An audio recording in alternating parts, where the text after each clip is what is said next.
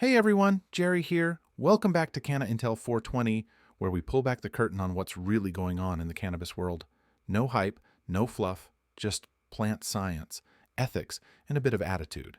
Now, before we dive in, quick reminder everything here is for educational and informational purposes only. We're not promoting use, we're not telling you what to buy, and we're definitely not selling you anything. What we are doing is teaching people to understand the plant the way professionals should, through biology, chemistry, and a little critical thinking. Always follow your local and state laws and consume responsibly where it's legal to do so. All right, let's get into it. Today we're breaking down one of the slickest visual scams in modern cannabis cultivation. You've seen it. Those ultra-dense, crystal-covered buds that look like they were dipped in sugar and blessed by the gods of THC. Turns out, a lot of that shine is chemistry, not genetics. We're talking calcium pumping, salt inflation, and the science of making mids look like miracles. It's not about calling anyone out. It's about helping you see through the illusion so you know what you're really paying for. So, grab your notebook or your coffee, and let's dissect the difference between plants grown for photographs and plants grown for expression.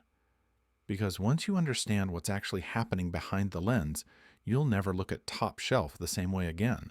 Calcium sits at the center of how buds appear under light. In the plant's physiology, it cross-links cell walls, strengthens tissue, and stabilizes membranes, functions that give structure and firmness to developing flowers.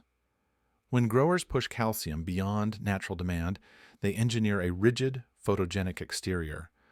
The bracts tighten, trichomes stand more pronounced, and under bright light or a camera lens, the result looks extraordinary, dense, sparkling, expensive. What's unseen is the biochemical cost. Excess calcium distorts the balance of other ions, such as magnesium and potassium, directly influencing photosynthesis and terpene biosynthesis. When that equilibrium collapses, the metabolic flow producing aroma and complexity stalls. The flower still builds surface resin, but its chemistry thins. You end up with trichomes that are physically full but chemically hollow, frost without fragrance. The industry capitalizes on this illusion. Consumers see dense buds and gleaming crystals and assume potency equals quality. Yet, these visual cues stem from ion stress rather than genetic expression. By emphasizing calcium pumping and high salinity fertigation, producers create the shorthand of top shelf while stripping away the chemistry that defines cannabis. Distinctive noses flatten into uniform sweetness or sharpness. Deeper aromatic layers vanish, and the smoke turns sterile. Calcium-heavy feeding, when not counterbalanced, pushes plants toward physical display over sensory depth. This approach fits the marketing psychology of the modern cannabis economy, where visual impact outweighs authenticity. The most photogenic flowers sell fastest online, and social algorithms reward imagery, not chemistry. Growers chasing that optical perfection know that calcium-hardened buds ship better and photograph beautifully, even if their terpene and flavonoid richness has been sacrificed. The result is a market filled with resin-coated buds that look elite but open the jar like cardboard. The lack of depth in aroma, flavor, and lingering character isn't accidental.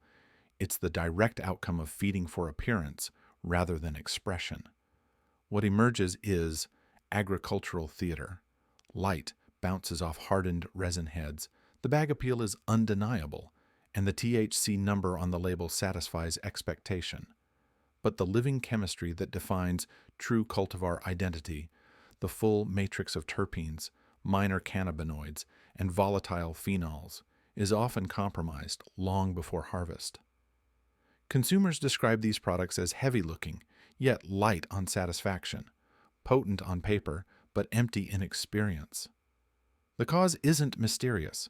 It's rooted in how calcium manipulation reshapes the plant's internal economy, redirecting energy from aromatic articulation to structural excess.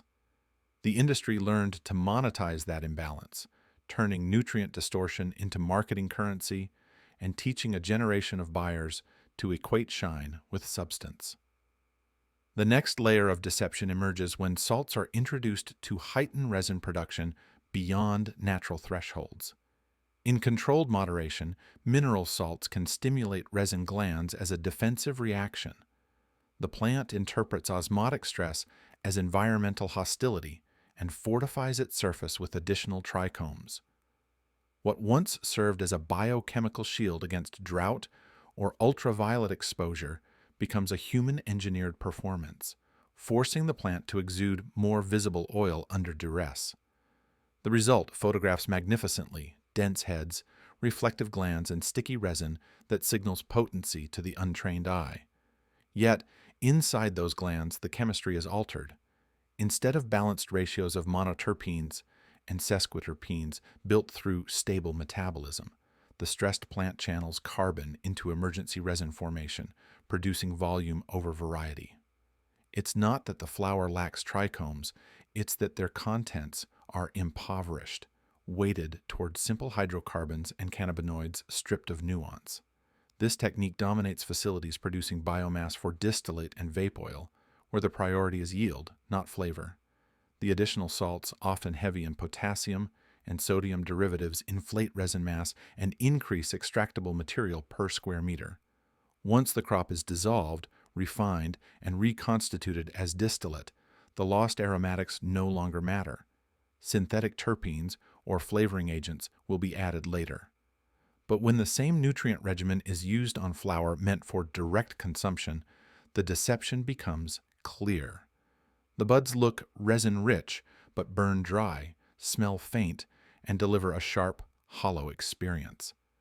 The economic efficiency that drives extract production translates into sensory bankruptcy when applied to smokable flower. It is cultivation optimized for spreadsheets, not satisfaction. Salinity management defines the line between true craft and industrial mimicry. High electrical conductivity can push production metrics upward, heavier buds, increased resin output, faster turnover, but it also disrupts water potential and mineral uptake. Plants grown under such regimes accumulate stress metabolites rather than secondary metabolites of value. The osmotic imbalance restricts internal water movement, which in turn inhibits volatile synthesis pathways.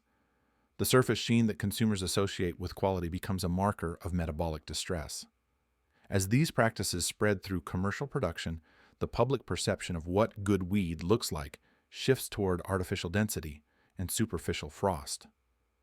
What once signified natural vigor and chemical richness is replaced by a cultivated illusion supported by photography and lab numbers rather than sensory depth.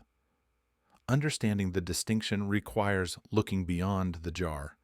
Real quality lies in metabolic balance, where the plant's internal chemistry mirrors the harmony of its environment. Salts and calcium boosters have their place when used with restraint, but when weaponized for market optics, they erase the plant's expressive language. Every excess ion added to chase a visual metric takes something intangible away: complexity, smoothness, soul. The consumer ends up paying a premium for a sculpture of chemistry, not a living expression of it. This is how the modern cannabis market learned to convert stress into spectacle and conditioned its audience to confuse punishment for purity. To understand how this manipulation becomes invisible to the buyer, one must examine the link between cultivation and post-harvest handling. When a plant endures heavy salt and calcium regimens, its tissues mature unnaturally. The cuticle thickens, water activity becomes uneven, and trichome heads dry into hardened shells that preserve structure while trapping volatile compounds behind membranes already beginning to degrade. During drying, the rigid exteriors resist proper moisture release, creating gradients where the surface feels crisp, but the core remains damp. The result is a flower that appears perfectly cured, yet carries chemical instability inside. Enzymatic reactions continue in those hidden pockets of moisture, breaking terpenes into dull aldehydes and ketones that flatten scent and flavor. What most consumers interpret as poor curing often began weeks earlier with ion imbalance and forced maturation. The illusion continues through lighting and photography. Under LED arrays tuned for visual contrast, Trichomes reflect narrow wavelengths that exaggerate clarity and density. Photographs taken under these spectra render buds as crystalline sculptures, far removed from how they appear in natural light. Many growers design canopy layouts with this optics-first mindset, training plants not just for yield, but for presentation. The crop becomes part of a digital marketing system where its purpose extends beyond chemical expression to aesthetic performance. Each glittering macro shot posted online reinforces the idea that perfection is visual, not sensory. The plant is cultivated for the feed, not for the flame. Within the flower, the chemical narrative tells another story. When excess calcium and salt disrupt carbohydrate partitioning, the plant diverts sugars from terpene and flavonoid production toward osmotic maintenance. As chlorophyll degrades near harvest, the remaining carbon budget goes into stabilizing tissue instead of building aromatic molecules. The dense structure that looks luxurious traps residual salts and unconverted starches, which ignite harshly and suppress flavor on combustion. Consumers experience a quick, abrasive burn followed by thin aroma because the biochemical foundation of balance was traded for rigidity. These buds resist fire the way they resisted life: stubborn, brittle, impressive, and empty. The commercial layer completes the deception. Wholesalers grade flower primarily by sight, using density, trim tightness, and THC percentage to determine pricing tiers. None of these criteria measure volatile retention, oxidative stability, or minor cannabinoid presence. The system rewards visual manipulation and punishes authenticity. Growers who maintain low salinity programs and protect terpene diversity produce softer, more aromatic buds that lose in a showroom comparison, but outperform in every experiential test. The marketplace's fixation on appearance has rewritten the definition of quality. What once measured harmony and profile integrity now measures brightness, symmetry, and test score. The plant's biology has been subordinated to the camera's gaze, and in that transformation, the meaning of cultivation itself has been redefined. Once resin inflation and surface hardening became normalized, post-harvest chemistry took on a new role, one of compensation. Facilities producing for the distillate and vape sectors began substituting what cultivation had stripped away. Terpenes lost through overdriven feeding were later reconstructed in laboratories, using isolated or synthetic analogs sourced from citrus, pine, or lavender oils. These reintroduced molecules mimic familiar notes: sweet, fruity, floral, but lack the synergistic minor compounds that give cannabis aroma its dimensionality. They register to the nose as sharp, fleeting signals rather than layered scents. The bouquet becomes a caricature of complexity, recognizable yet hollow, fading almost instantly after exposure. What the consumer perceives as cleanliness or refinement is in fact volatility, the chemistry of imitation replacing the chemistry of identity. At the cultivation level, this same mindset manifests through flavor enhancers marketed as late flower boosters. These additives, rich in potassium, silicate, sulfur, and sugar derivatives, are sold as methods to intensify aroma. What they actually do is impose a short-term stress spike that provokes the plant's emergency pathways, forcing a brief surge of volatile release before harvest. The result smells impressive in the room, but collapses after drying, leaving behind little more than residue. Each cycle of forced stimulation erodes the plant's natural rhythm, replacing long-form biosynthesis with chemical reflex. What was once a living symphony of gradual expression becomes a loop of artificial crescendos and empty silence. These approaches ripple outward into the environment. High-salt fertigation leaches minerals into runoff, sterilizing microbial communities that once managed organic decomposition and nutrient cycling. In sterile media, root ecologies disappear, replaced by chemical dependencies that demand constant human correction. As biology recedes, the system must be propped up with fungicides and sterilizers to control outbreaks that balanced soil life once prevented. What appears efficient on paper reveals itself as an ecological debt: high-yield, bought by erasing resilience. The pursuit of cosmetic perfection extends past the crop itself and into the living systems that surround it, leaving the soil poorer with every harvest. In the marketplace, these industrial dynamics reshape what consumers expect from cannabis. A generation raised on high THC, low terpene products begins to equate intensity with improvement. The experience becomes front-loaded, fast to hit, fast to fade, offering little narrative arc or emotional depth. The body recognizes stimulation, not resonance. This is the logical endpoint of chemistry repurposed for marketing, the replacement of synergy with concentration. The plant's natural conversation with the nervous system, built through layers of cannabinoids, terpenes, and flavonoids working together, is reduced to a single note struck at maximum volume. The aesthetic of potency consumes the art of cultivation, and the result is an industry that sells echoes of power rather than presence. At the molecular scale, the disruption becomes mechanical. When nutrient stress reprograms the plant's lipid metabolism, fatty acid precursors that would normally generate aromatic esters are diverted toward membrane stabilization. This rerouting drains the reservoirs that feed terpene and flavonoid biosynthesis. Within the chloroplasts, the thickened membranes slow the enzymes responsible for converting isoprenoid intermediates into volatile compounds. Geranyl pyrophosphate and farnesyl diphosphate, the molecular seeds of fragrance, accumulate unprocessed, their pathways choked by the plant's constant repair work.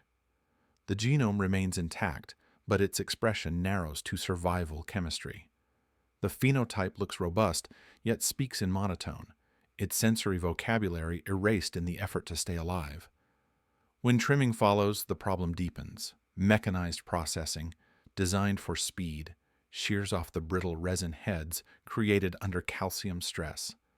The heat and friction generated by automated blades volatilize terpenes instantly, filling trimming rooms with a perfume that should have stayed in the jar. What remains is a sculpted husk, immaculate in outline, hollow in chemistry. Each contact point oxidizes the exposed resin, converting once active molecules into inert waxes and aldehydes. The trimmed flower still glistens because those oxidized surfaces refract light, but the essential oils, the real language of the plant, are gone before packaging begins. Analytical infrastructure reinforces this blindness. The data points that dominate marketing, THC percentage, moisture level, density, are quantitative simplifications of a multi-dimensional crop. They ignore volatile retention, oxidative stability, and the proportion of minor cannabinoids that determine pharmacological tone. Laboratory panels, by design, reward numbers that rise through nutrient aggression. The cultivator is graded for the very excess that destroys the plant's nuance. Within this system, craft methodology appears inefficient, while balance looks like underperformance. The chemistry of restraint becomes invisible to the metric of success. A minority of growers still practice equilibrium agriculture, where ion exchange and soil biology define the tempo rather than electrical conductivity. These environments operate on microbial intelligence, bacteria and fungi modulating nutrient availability with precision impossible to replicate in saltwater. Their resin may appear softer and less crystalline, but its composition remains intact, alive, complex. Each trichome carries the full spectrum of terpenes, esters, and sulfur compounds that build depth and persistence. Such buds cure slowly, breathe evenly, and age into complexity rather than decay. They are less photogenic but infinitely more honest. Their worth lies in continuity, the uninterrupted conversation between soil, plant, and atmosphere that synthetic regimes sever. The contrast between these two paradigms defines the industry's current divide. One side engineers cannabis as a static object, controlled, aesthetic, reproducible. The other grows it as a living process, imperfect, adaptive, and expressive. The former relies on chemistry as disguise. The latter treats chemistry as dialogue. Where one aims for spectacle, the other preserves story. Each jar that leaves a cultivation site represents a choice between these philosophies: control without character or authenticity without polish. And until education shifts the consumer's eye from glitter to integrity, the illusion will continue to outsell the truth. At the upper reaches of industrial cultivation, this manipulation culminates in what growers call full capping, the deliberate immobilization of the plant's metabolism to preserve its most marketable appearance. It begins in the final 10 days of the cycle, when salinity and calcium ratios are pushed beyond physiological tolerance. The objective is not growth but suspension. By holding the plant at the edge of osmotic failure, cultivators force tissue contraction and halt water movement. The bracts compress, trichome necks thicken, and resin heads appear inflated and immobile.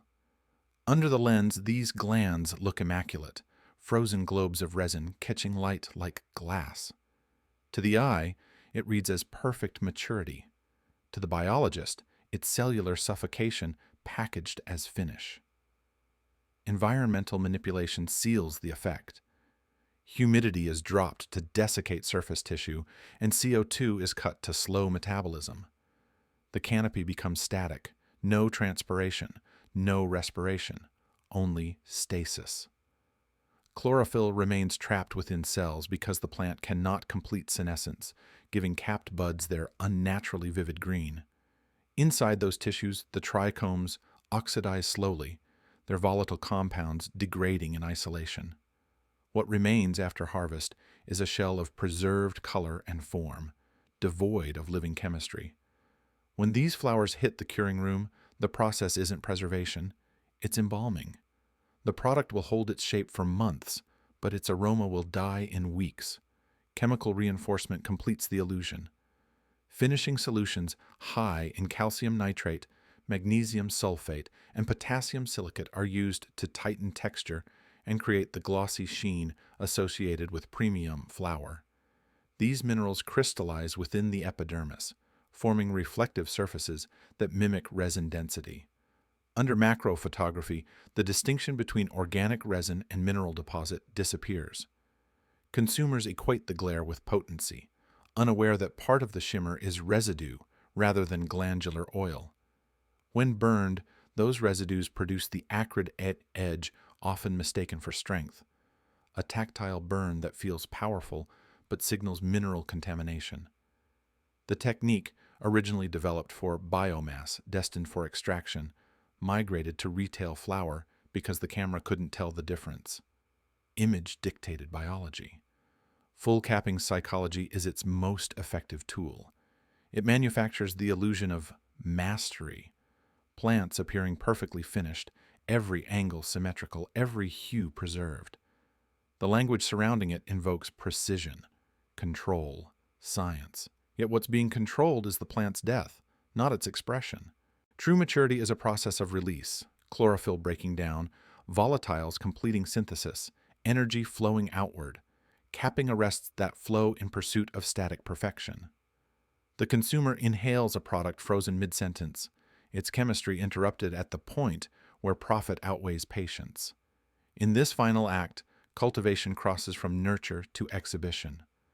The plant ceases to be a collaborator and becomes a prop, a medium through which industrial aesthetics speak. What was once a dialogue between environment and organism ends as a photograph of control. Every crystal gleam on a capped flower is a record of suffocation disguised as luxury, a monument to an industry that learned to monetize stillness.